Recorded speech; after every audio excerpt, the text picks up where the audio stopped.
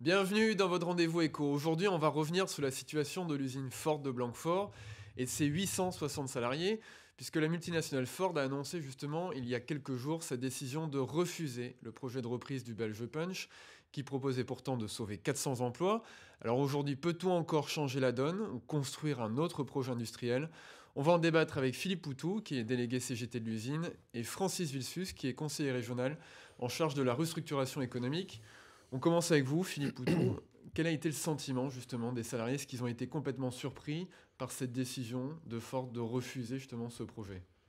Ben non, on n'a pas été surpris, parce qu'on voit bien la démarche de Ford depuis un bon moment. En réalité, ça fait quand même plusieurs années qu'on sent bien que l'histoire va mal finir. En tout cas, que le choix de Ford, c'est de ne pas investir et puis, dès qu'il pouvait, de retenter la fermeture de l'usine, puisque c'est une vieille histoire, hein, donc il y a 10 En ans. 2008, effectivement, ça a Ouais. déjà Et été ouais, donc là, on fermé. sentait que quand ils étaient revenus, c'était par la force des choses. Ouais, et puis on voyait que le projet industriel qu'ils remettaient en place, c'était quand même très léger. Dès le départ, ça manquait de dynamique. Et puis on voyait bien que ça allait mal finir. Donc on avait mené une bataille depuis très longtemps. D'ailleurs, on voyait avec Francis Vissus, on voyait avec les élus des collectivités territoriales, y compris avec Bercy, sur les différents gouvernements. On essayait d'alerter. Et malheureusement, on n'a pas pu, on espérait en tout cas empêcher à ce que Ford franchisse l'étape qui était terrible. C'était celle d'annoncer son désengagement, ce qui a été fait en février.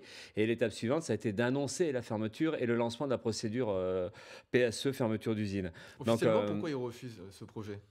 qui Parce que refuse. le projet de Punch, parce que ça paraît incroyable pour les téléspectateurs, pour les Ouais, lecteurs ouais. du Enfin là, journal. je finis juste sur l'idée enfin, qu'on est dans une logique depuis très longtemps où Ford veut fermer. Et là, eh ben, malgré tout ce qui a pu être tenté, donc Ford a maintenu sa décision de fermer l'usine. Et c'est pour ça, de ce point de vue-là, c'est pas une surprise, c'est pas un coup d'assommoir. Mais ceci dit, quand ils le disent, évidemment que ça a plutôt tendance à démoraliser. Et c'est vrai qu'au moment de l'annonce jeudi, ça a fait mal, quoi. Ça a fait mal parce qu'on se disait peut-être qu'il y avait cet espoir-là. Et puis là, voilà, ça s'écroule, presque ça s'écroule. Maintenant, voilà, on continue la bataille. Mais par rapport à ce que vous dites sur pourquoi ils refusent, on peut toujours avoir des explications. Notamment, nous, on pense qu'une décision a été prise, que très haut. C'est même un choix politique de la multinationale. Et puis, ils ne veulent pas revenir C'est sur cette America First, décision-là.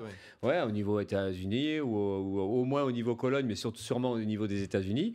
Et en fait, c'est des décisions qui doivent être prises à deux, trois grands dirigeants. Et puis ça ne se rediscute pas. Donc, et c'est ça qui fait qu'aujourd'hui, on est tous un peu surpris de la capacité de Ford à nier toute autre possibilité pour l'usine et même à envoyer balader le ministre, envoyer balader Macron, le gouvernement. Enfin voilà, ils font ça avec tout le monde. Donc, on pense que c'est une décision et aujourd'hui, ils ne veulent pas revenir en arrière. Et la motivation, c'est soi-disant le business plan de Punch n'était pas assez Ah ben solide, oui, bien quoi. sûr, parce Ouais. que là, Ford, ils peuvent pas dire on a décidé, point barre. Alors, ils sont Mm. obligés d'enrober un peu la décision. Donc, en fait, ils disent des choses, mais c'est incroyable, parce que, bon, quand on est dans le dossier, mais c'est aussi ça qui explique l'énervement du ministre ou l'énervement un peu de tous les acteurs qui sont dans le dossier. C'est qu'en fait, Ford, à aucun moment, a étudié sérieusement le projet de reprise. Ils en ont rien à faire. Et en plus, ils mentent éhontément sur par exemple, ils disent qu'il n'y a pas de garantie bancaire. Enfin, c'est complètement faux.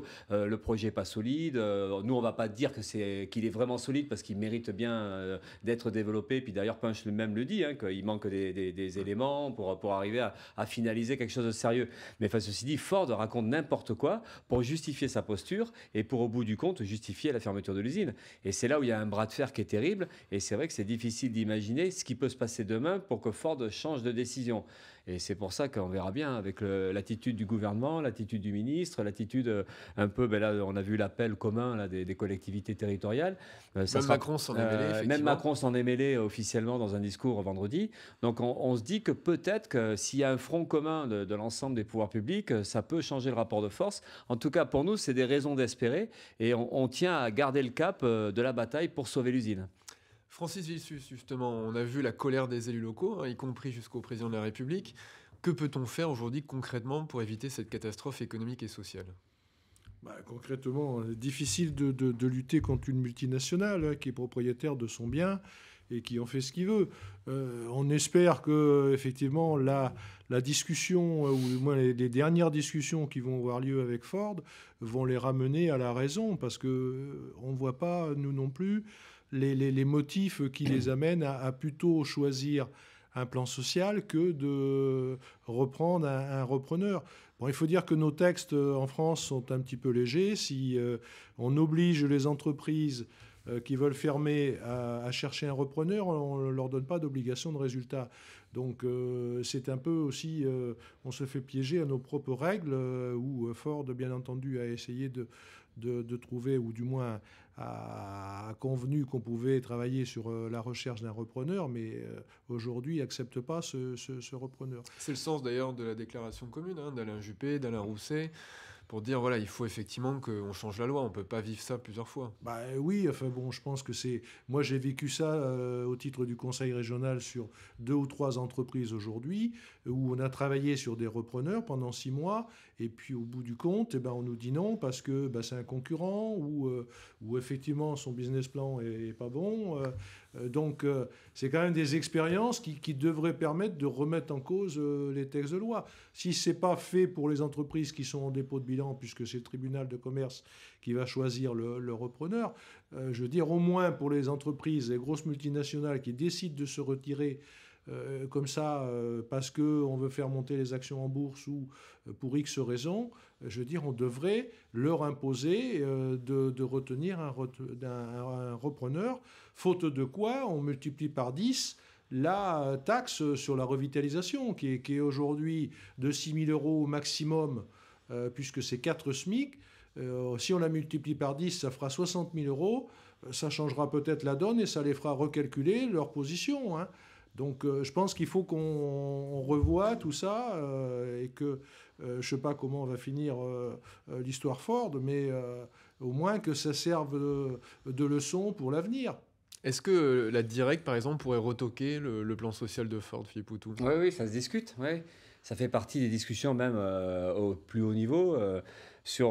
D'ailleurs, c'est un peu ça qui se passe en ce moment dans les dernières réunions du PSE, c'est d'essayer de préparer le terrain à ça, quoi. Donc de faire acter le plus de choses possible sur justement les mensonges de Ford, le fait qu'ils aient rien, à aucun moment ils ont travaillé sérieusement sur la reprise. Ils n'ont même pas donné les éléments que Punch demandait depuis très longtemps pour finaliser, sur les boîtes à vitesse, mais même sur la question des métiers qu'il y a dans l'usine, des compétences et tout ça, de manière à ce que Punch puisse mieux détailler les besoins qu'ils avaient en effectif, y compris même garder ou pas certains pré-retraitables. Ford n'a donné aucun élément. Et sans parler de la rétention d'informations sur les questions technologiques, enfin sur la boîte de vitesse, tout ça. Donc en fait, là, il y a... Et puis la loi Florange. Donc la loi Florange dont parlait Francis, c'est Ford ne la respecte pas, même si la loi Florange est largement insuffisante. Elle fait d'ailleurs même la démonstration de son insuffisance, parce qu'en fait, elle ne contraint pas la multinationale à trouver un repreneur. Elle la contraint juste à chercher. C'est pas compliqué de chercher. Bon. Donc du coup, c'est pas compliqué aujourd'hui de voir que Ford n'a pas respecté la loi. Maintenant, voilà, comment ça va se passer la suite ? Quelle va être l'attitude de l'État et quelle va être l'attitude de la Direct ? On ne peut pas nous affirmer des choses aujourd'hui. On verra bien comment tout ça se construit. Mais je trouve que l'histoire de Ford, elle fait une démonstration d'une impuissance de l'État. Mais c'est pas parce que Ford, à mon avis ou à notre avis, c'est pas parce que Ford est plus pourri qu'une autre multinationale. Parce que en fait, est-ce que Sanofi, est-ce que Total, est-ce que les autres sont plus respectueux finalement du social ou de l'environnement ou d'autres choses ? On ne dira pas ça, que Ford est pire. Par contre, l'histoire révèle une attitude de multinationale. Le fait qu'on se batte jusqu'au bout contre la fermeture de l'usine, le fait qu'on ait un peu fait chier, entre guillemets, les pouvoirs publics, l'État, en disant « mais c'est pas possible, cette usine ne peut pas fermer, il faut trouver une solution ». Effectivement, l'État a trouvé une solution avec Punch. Le fait que les discussions avec Punch, qui étaient très mal barrées au début, aboutissent à un accord dont ça a fait un peu de bruit, le fait qu'on accepte les reculs et tout ça, voilà. Donc du coup, ça surprend tout le monde, y compris Ford. Ford était sûr que ça aboutirait pas. Même l'État était plutôt inquiet, pensait pas que ça aboutit. Donc finalement, on fait une démonstration, c'est-à-dire voilà, tout est là, sauf qu'il reste plus que Ford à dire oui ou non. Et Ford dit non. Donc ça fait la démonstration à la fois d'une multinationale qui va au bout de sa décision, et l'autre côté, ça fait la démonstration que l'État, il n'est pas outillé pour défendre une usine, et en fait, il est comme un con. Et c'est ce qui justifie aujourd'hui l'énervement du ministre Le Maire, ou la colère même, parce qu'il voit bien que ça met en évidence leur incapacité à agir.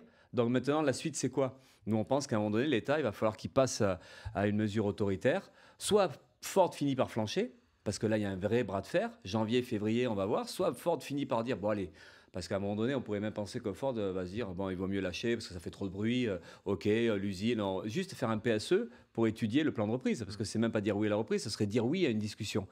Soit Ford fait ça, mais si Ford fait pas ça, si Ford insiste, ça obligera l'État à prendre une mesure. Soit ils la prennent, cette mesure radicale, en disant, ben, l'usine, elle n'est plus à vous, on vous la rachète à 1 euro symbolique, ou on la réquisitionne. Et voilà. Mais est-ce que l'État va être capable de faire ça? Mais rien n'empêcherait qu'il le fasse. Et puis permettre à ce que derrière, il y ait un projet industriel qui se mette en place. Francis Villesus, comment on pourrait reclasser dans tous les cas les salariés? Alors 860 évidemment c'est énorme, mais il y a un certain nombre qui sont proches de la retraite. Oui, non, puis c'est la partie visible de l'iceberg, parce que là, on voit les 850 salariés de Ford qui vont perdre leur emploi. Alors certains vont partir en pré-retraite, d'autres vont avoir des primes pour se reconvertir, mais on ne voit pas tous les emplois indirects qui, eux, vont rien avoir du tout. C'est 2000, hein. 2000 voilà. emplois indirects. Donc tous ces gens-là qui vont se retrouver sur le marché du travail sans avoir une indemnité correcte. Donc, effectivement, c'est dramatique pour le territoire.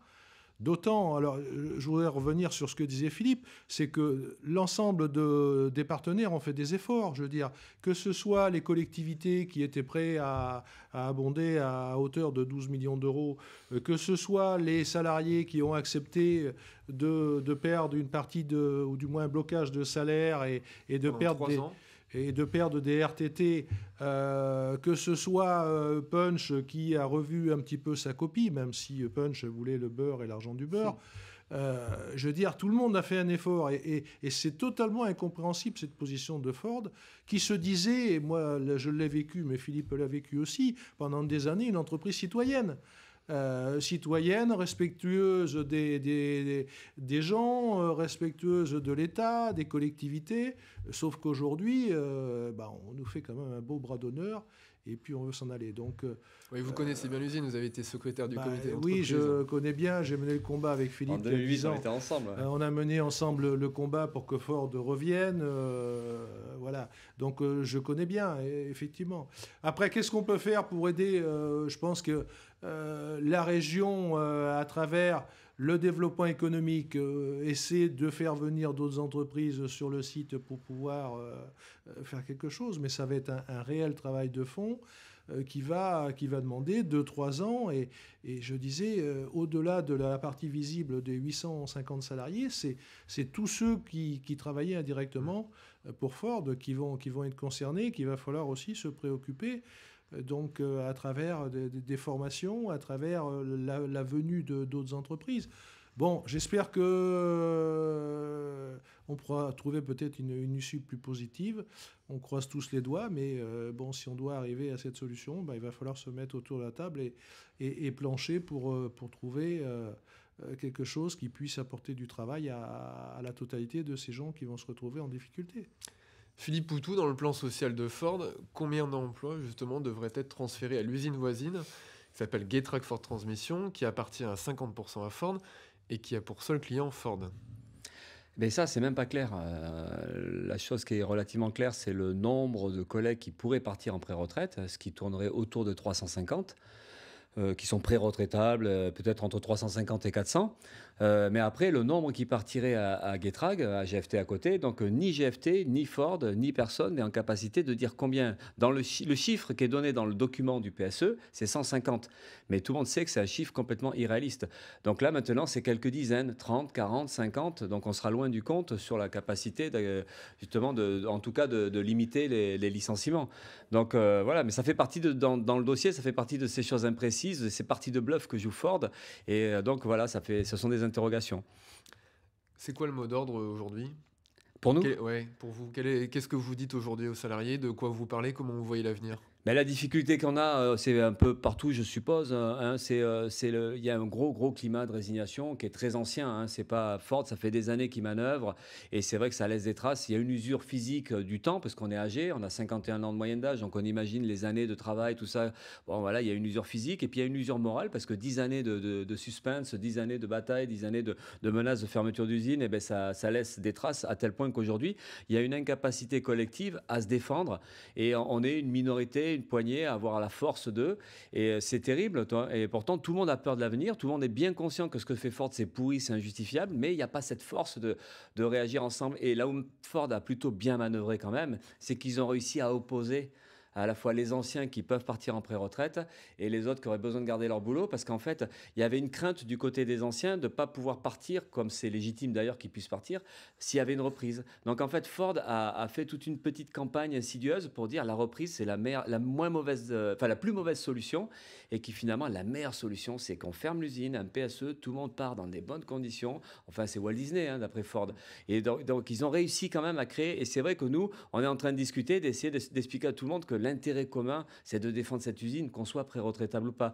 Donc la bataille aujourd'hui, c'est celle-là, c'est arrivé. Et c'est vrai que bon, on aimerait bien, c'est dommage, c'est un peu tard, parce que peut-être qu'on aurait pu, il y a plusieurs mois, il y a 1 an, mener une vraie bataille pouvoir public et salariés ensemble contre Ford. Là, aujourd'hui, on est au pied du mur, mais rien n'est perdu. L'espoir est peut-être faible, mais il y a certainement la possibilité de faire reculer Ford et d'imposer à ce qu'il y ait une vraie reprise derrière. Donc, on n'abandonne pas, et janvier-février, ça va être cette bataille-là. Merci beaucoup à tous les deux, et on y reviendra en 2019 en espérant que les nouvelles seront meilleures. À très vite sur TV7.